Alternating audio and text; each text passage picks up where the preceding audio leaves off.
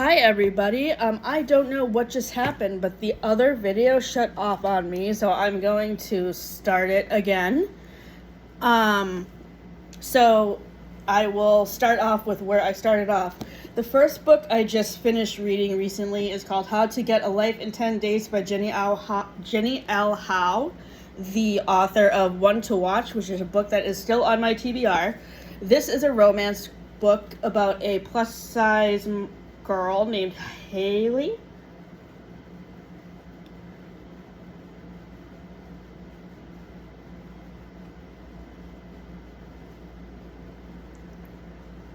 Who is trying to find a boyfriend after a failed relationship, and her ex-boyfriend Jack is actually one of the person who answers her survey. And I really liked reading the questionnaires that the potential male suitors found out. I thought the answers were really humorous, and I don't want to spoil this in case you would like to read it too, so I gave this book 4.5 stars.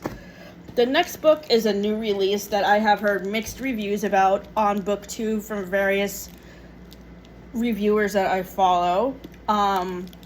This is called Our Infinite Fates by Laura Steven, and the vibe of it is very, very similar to The Invisible Life of Addie LaRue. But it's about a couple who... It's about a girl who is about to die, so she is reincarnated into various time periods to try to make things right with her romantic interest. And I thought there were way too many time periods that this couple was reincarnating themselves in, and it made the book really confusing. The writing style is perfect. I actually enjoyed this book a lot better than I enjoyed The Invisible Life of Addie LaRue. The Invisible Life of Addie LaRue was a DNF for me at 2.5 stars, but this book is probably going to get more like a 3.5 to 3.75 star. The next book is the sequel to Vera Wong's Unsolicited Advice for Murderers, Vera Wong's Guide to Snooping on a Dead Man. This came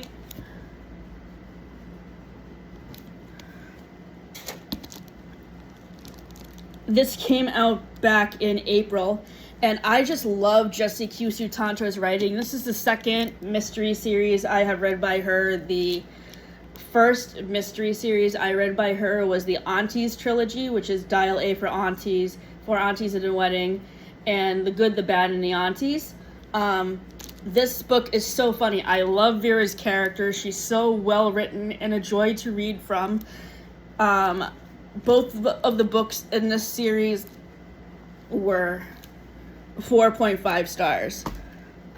The next book is called Hollow Kingdom by Kira Jane Buxton, and I found this book on a reading recommendations list on Instagram. I come across so many of these posts that I do not remember what the theme was for this particular post, but I really found this book enjoyable. It's my first book ever by this author, and I really enjoyed her writing style. I gave it 4 stars. The next book is The Last Devil to Die, which is the third book in the Thursday Murder Club series, and this series is a hoot. This is a murder mystery series that takes place in a nursing home where a group of 5 senior citizens put together a true crime club at their nursing home to try to solve mysteries, and it's so funny. So this series is going to be a 4.5 star series, I think. The next book that I am currently reading is Swept Away, which is Beth O'Leary's release from the springtime. I finally got it in at the library after putting it on a reserve when it first came out back in April. I love Beth O'Leary's writing. Her writing style is really creative. The first 2 books that I've read by her have been close to 4 stars. The Flat Share and The Wake Up Call. Both of which I have read for my Gilmore Girls and Friends from Manhattan to Stars Hollow TBR. This book is about a couple who is shipwrecked on an island, and that makes the dynamic of their romance very interesting and intriguing. This book shares a title with a movie that came out in the 1990s that had Madonna in it, that has a similar theme of a couple being shipwrecked on an island. I have never seen the movie with Madonna, but I've heard about it through a video on Phantom Strider's channel, and he did not give it a favorable review, but I might just check out this book anyway. I think that I'm going to give Swept Away 4 stars, just because this is a very high-stakes summer romance about people being just washed up on a deserted island. The next book is called The Paris Novel. This is by Ruth Rachel. I have read her 2 memoirs, Tender is the Bone and Garlic and Sapphires, which were both 5-star reads. I picked this book up at the library on the adult fiction shelf because I obviously loved her 2 memoirs that I read earlier in the year.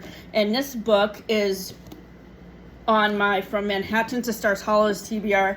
It does double duty because it fits Rachel's character because she gets the job in Paris, which she totally decides not to go to so she can be with Ross, which let's not talk about that now. And then this book also harkens back to the conversation that Monica and Richard have in the one with Barry and Mindy's wedding, where they're talking about their future and how they want to move to Paris and make French toast. So I really love Ruth Rachel's writing. I am almost done with this book. I am currently on page 303. The next book is The Woman in the Window by A.J. Finn. This is a thriller mystery about a lady who is a person who never leaves her house.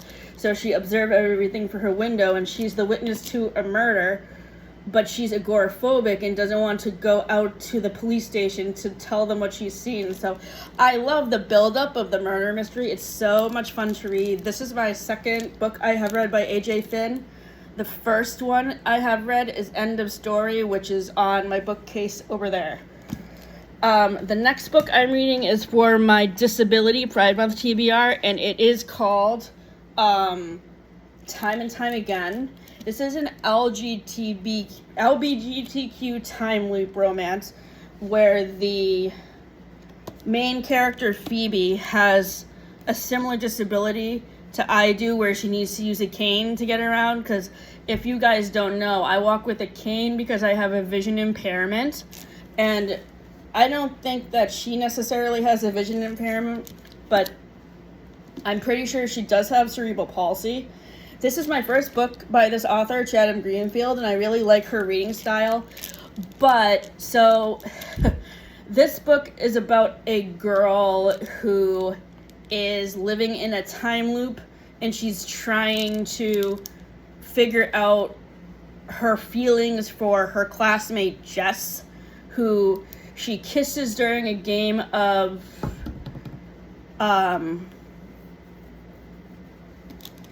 what's the game called?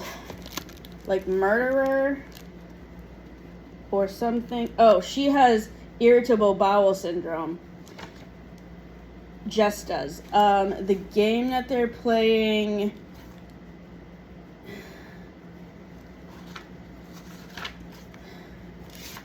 was called Assassin. The game where you like have to, you're playing in a group and you have to determine who the murderer is, kind of like Mafia. And during this game, a girl that she likes, Jess, kisses her, and she is playing this day over and over again in her head, August 6th, to see if she can figure out if she has romantic feelings for Jess or not.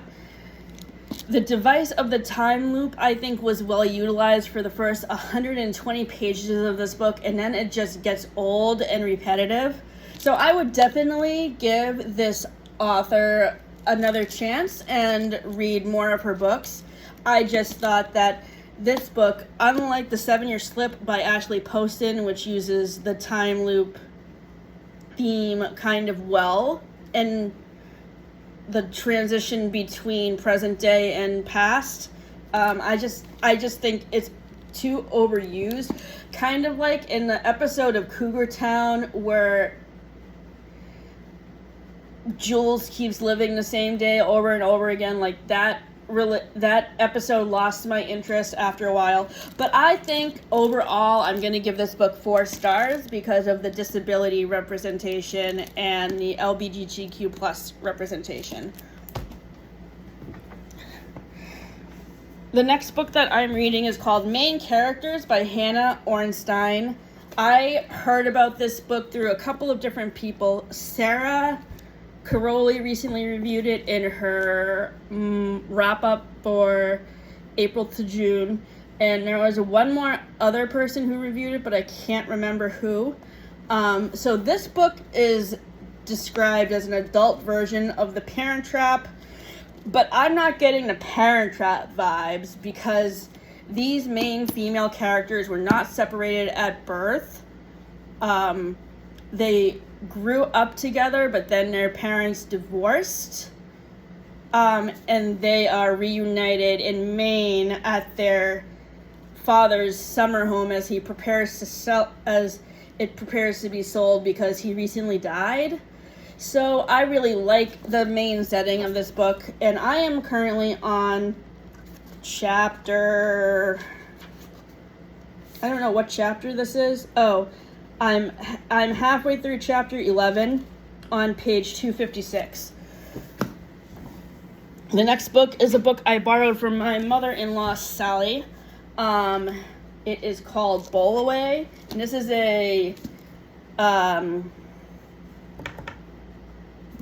this is set in New England, and it's a fantasy book that's about a girl coming back after a freak accident to inhabit a house that is colonial in style, I guess, and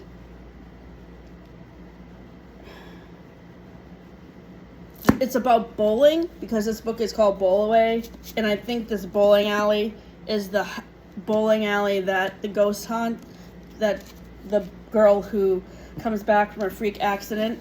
I am currently on page 227, and I will probably finish this book when I get home from vacation. The last book that I'm reading right now is Scorched Grace, a sister holiday mystery by Margot Dulhay. This is our August read for Reading the Rainbow Book Club at Print Bookstore, and I am on chapter 5. I'm really enjoying this so far, and I'm really finding the main character enjoyable to read from. I will be reviewing this book and July's pick, The Safe Keep, in a video once I go to the book club meeting for August, because I was supposed to do a review of The Safe Keep on Monday after I got home from my meeting, but I just decided to review the July and August book picks in the same video, so that video will be out on the second Tuesday in August. And I leave for vacation tomorrow, and I wanted to make an announcement that I will be filming a video, which will probably be a What's on My Vacation TBR reading progress video, because as I just said, I am bringing 3 books with me on vacation, potentially a 4th, so I can finish Hello Beautiful. So, I didn't even talk about those books yet. I'm sorry.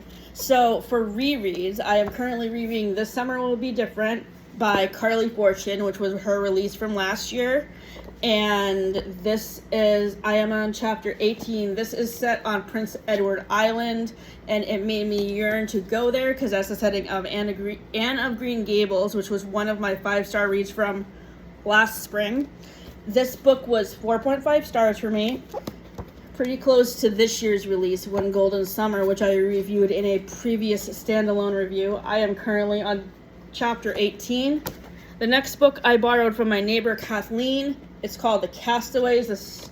It's the third book in the series of mysteries in a Nantucket mystery series. I am currently on page 254 in my reread, and I will finish this when I get home from vacation. The next book I'm rereading is You with a View by Marley McFarlane, which I am